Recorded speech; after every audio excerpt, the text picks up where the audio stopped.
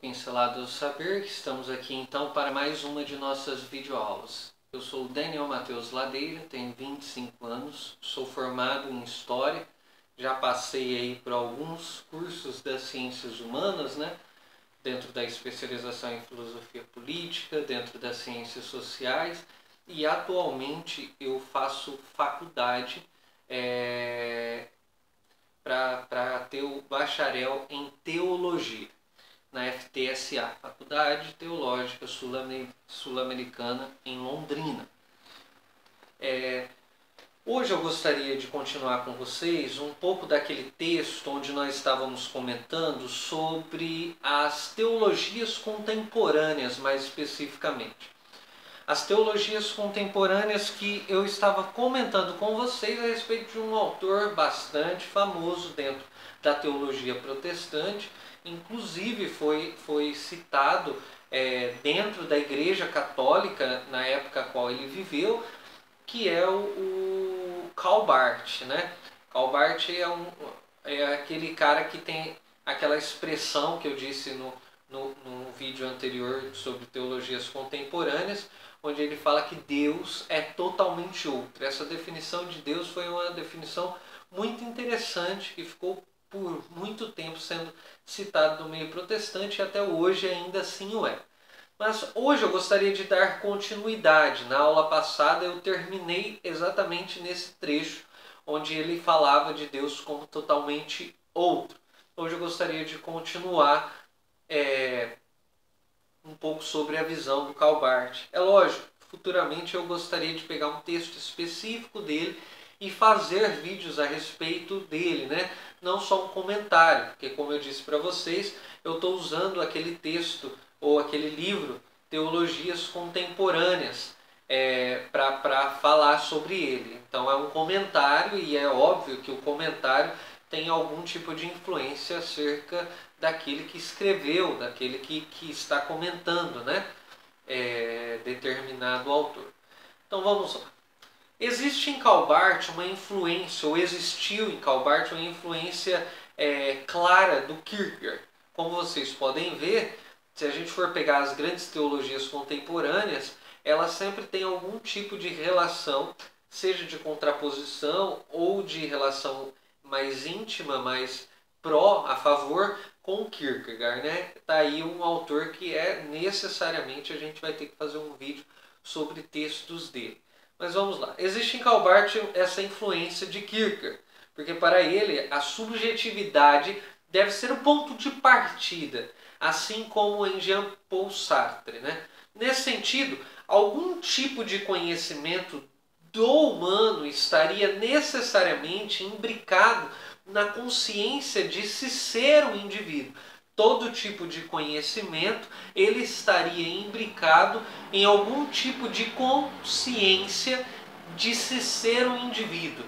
Esse é o tipo de autoconscientização de se ser um indivíduo que era resultado de uma verdadeira reflexão. Mas Kierkegaard ainda vai além nesse ponto, porque o Kierkegaard ele diz o seguinte: não é só o conhecimento que parte de algum tipo de subjetividade, mas a própria verdade é subjetividade. Ou seja, a verdade não necessariamente tem a ver com a razão.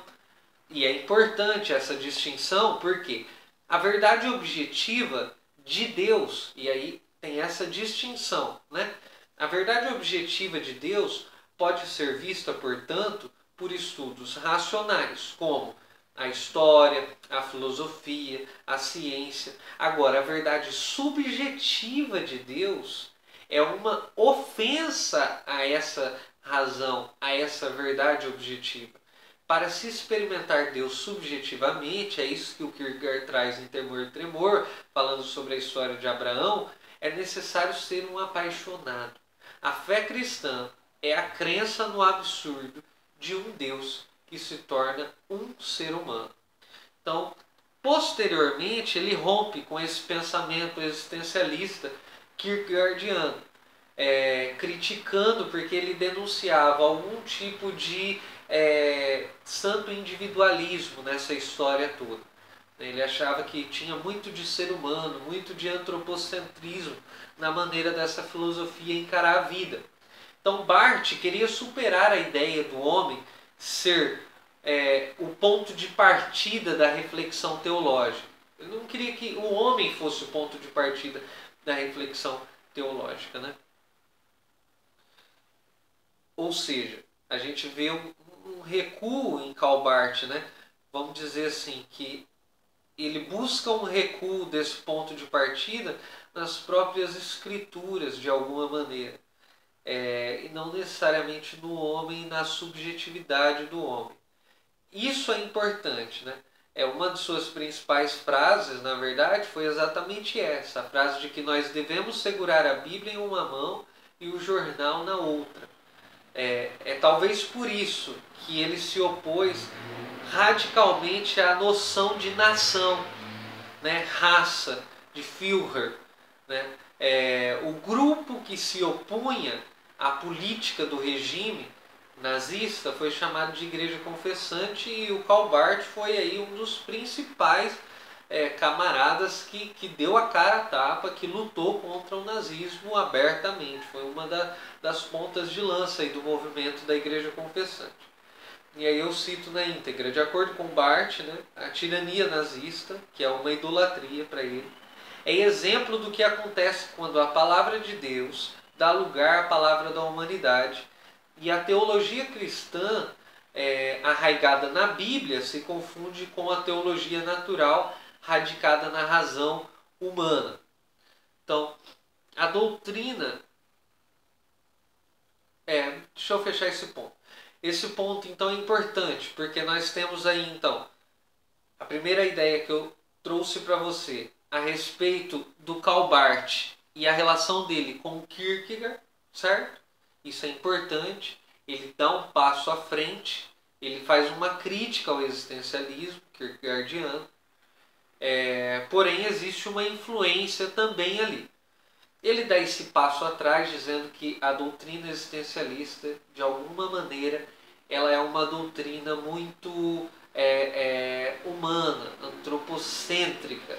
E aí ele dá um passo atrás e recorre à Bíblia, que eu disse para vocês que uma das principais frases dele é que a gente deveria ler a Bíblia numa mão e o jornal na outra, dentro do seu contexto, dentro da sua realidade, para conseguir intervir e ler a realidade de uma maneira, vamos dizer, dentro das escrituras sagradas. É por essa relação entre Bíblia e sociedade que talvez Karl Barth tenha conseguido olhar para o nazismo naquele momento, onde boa parte da igreja se rende à ideia, se rende ao nazismo, né? Onde boa parte da igreja se rende a isso, ele olha para isso, e ele faz parte de uma igreja confessante, que é uma igreja que se opõe ao regime nazista. Então nós temos aí 3 pontos que nós precisamos de ter, 3 pinceladas, né? Que depois vocês vão desdobrando isso daí a partir das leituras que vocês forem fazendo a respeito do autor, mas 3 coisas que são importantes nesse vídeo, que é a relação dele com o Kierkegaard, que é uma relação de, entre aspas, amor e ódio. De alguma forma ele tem uma relação, mas depois ele passa, ele supera isso. A relação dele, do recuo dele do existencialismo para as Sagradas Escrituras, e nesse sentido ele faz essa dialética entre as Sagradas Escrituras e o contexto ao qual você está vivendo. É por isso que ele tem essa relação muito importante de um opositor à doutrina ou ao sistema nazifascista, né? E aí tem uma terceira questão que é importante de ser observada, que é a doutrina da eleição. Mas essa terceira observação, eu gostaria de fazer ela no próximo vídeo, para que o vídeo não ficasse muito longo, ok? Então até o próximo Pinceladas do Saber. Não deixe de se inscrever no nosso canal, gente. Por favor, se inscreva, deixa seu like, clica no sininho, comenta aqui embaixo, que a gente sempre está dialogando com as pessoas que comentam aqui embaixo. É um prazer para mim responder vocês. Nós não estamos aqui para fazer nenhum tipo de doutrinação, nenhum tipo de enviesamento ideológico. A gente comenta autores os mais variados possíveis, ok? Então eu gostaria que você me ajudasse, colaborasse aí. O nosso objetivo é chegar nos 5.000 inscritos. Já passamos da metade. Então vamos lá, ajude a gente, ok? Até o próximo Pincelada do Saber. É hora de dar tchau.